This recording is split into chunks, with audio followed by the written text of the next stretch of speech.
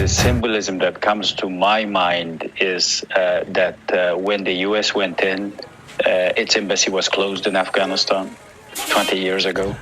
And now that the US is coming out, its embassy is closed in Afghanistan 20 years on, and so much investment. We have had 240,000, close to a quarter million fatalities in Afghanistan, and the foreign forces who have lost their lives in Afghanistan, and the Europeans, and all the treasure that had been spent. The question is, can a country be changed by outside forces? Yes, it can. We see that a generation of Afghans have gone to school, especially girls, some to universities, but at the end, the same generation had to evacuate. Most of them are now in distribution camps where they have to go to a different future, unknown future, and to the extent that some of the people I have talked to in these camps don't know what it will become of them, basically. Their careers are thrown upside down. They have had to leave their homes within a week or 2 weeks' notice. The challenges for the Taliban are really to manage the poverty that Afghanistan is left with. This is the other reality. After all this money spent during the war, most of it didn't reach the poor in Afghanistan. So now the most interesting thing is that in the next few weeks, what we will read about Afghanistan is famine, hunger, the fact that some of the people would like to leave the country, not because they're unsafe necessarily, but there is no future for them. And the economy is essentially shut. Banks are shut.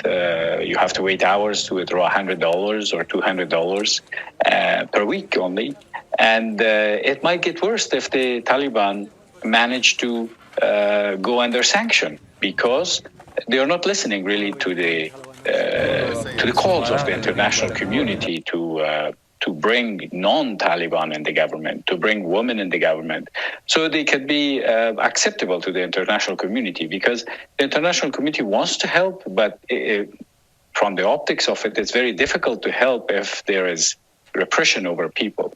But up to the last day, today, when the US shot a car in which there were rockets, next to this car or near this car, children also died and civilians also died. That's the story of a war. It's a war between enemies, but the civilians are caught in the middle. The Taliban don't know how to govern a country. They know how to fight, and they know how to play the time game, and they had the time, and finally the world got tired of its investment and it left. But now the Taliban are faced with the challenge of paying the civil servants their monthly salary, paying the famous army that collapsed their monthly salary. But there is no money. There is no money. There is no liquidity in Afghanistan. And with all the relief that people have from the fact that there is no fighting, there is no money in Afghanistan. And very soon, people will look at these new cast of governance and governors, I would say, and say, so what can you bring to us? Okay, peace, okay, but beyond, we have to eat. The world wants to help Afghanistan because it doesn't want the humanitarian crisis to arrive at a point where people also seek the door of refuge, because there is no livelihood in Afghanistan, and the world knows it will happen. It has already contacted the Europeans, and the Americans indirectly have contacted the Pakistanis and even Iran to pay money so that if refugees come out of Afghanistan, they could be hosted, quote unquote, kept at the border, and not come towards Turkey and to immigrate to Europe. That's one of the points. And the Germans, the Europeans are doing a lot of diplomacy around Afghanistan to convince the countries surrounding Afghanistan to host refugees. And Europe is willing to pay for their stay there.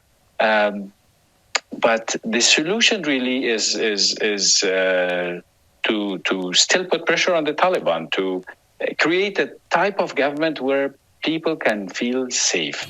The youth can feel there's a future to stay here. And this pressure of leaving, and then leaving for what? Because after you arrive in another country, there's the unknown. You can't be forever in a camp, and you can't. Somebody can't host you forever. You have to come out and start working, but the language, the diplomas you have, everything is different. So the best thing is to still work with the Taliban, but pressure on the Taliban to accept others. The Taliban are very much in themselves right now. In the last few weeks, we have seen that they haven't really called on the other people, on this educated class, to come and help them. They have spoken that way, but they haven't done it. And there is a lack of confidence in them wanting to share power with others, with women, with people who don't look like them, with Afghans who are not Talibs, will not become a Talib. We will never become a Talib for the Taliban. We don't look like a Talib, but we are still Afghans and we want to help our country. But they are not calling. It looks like they have fought and now they want the fruit of their fighting, which is power. But this power also will have victims in Afghanistan, mostly children who will be undernourished, deprived of education in some cases, because Taliban will limit the education of girls after grade 12 for now. After that, they want segregated education at the university, but for that you have to have women teachers. So there's lots of contradictions in what they want to do. But they can't do it alone. In time, resistance will form against the Taliban, because if they want to impose a certain way of living onto Afghans, 36 million Afghans, those who haven't left the country,